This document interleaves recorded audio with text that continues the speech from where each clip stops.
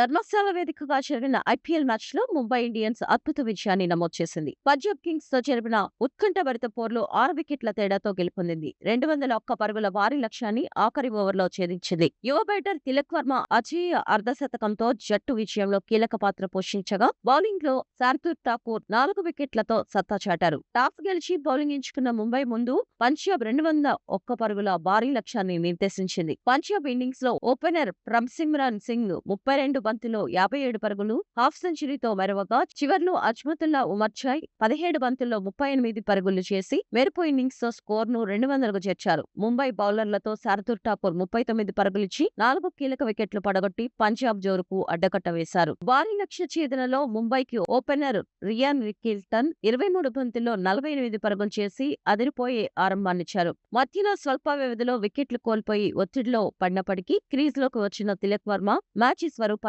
మార్చేశారు. కేవలం 33 బంతుల్లో 6 ఫోర్లు, 6 సిక్సర్లతో 75 పరుగులు చేసి అజేయంగా నిలిచారు. అతనికి విల్ జాక్స్ 10 బంతుల్లో 25 పరుగులు చేసి చక్కటి సహకారం అందించడంతో ముంబై మరో పంతి మిగిలి ఉండగానే విజయాన్ని అందుకుంది. టోర్నీ నుంచి ఇప్పటికే ఎలిమినేట్ అయిన ముంబై ఇండియన్స్ ఈ విజయంతో పంజాబ్ కింగ్స్ అవకాశాలను దెబ్బతీసింది. పంజాబ్ ప్రస్తుతం పాయింట్ల పట్టికలో 4వ స్థానంలో ఉన్నప్పటికీ ఇతర మ్యాచ్ల ఫలితాలు ఆ జట్టు అవకాశాలపై ప్రభావం చూపుతాయి.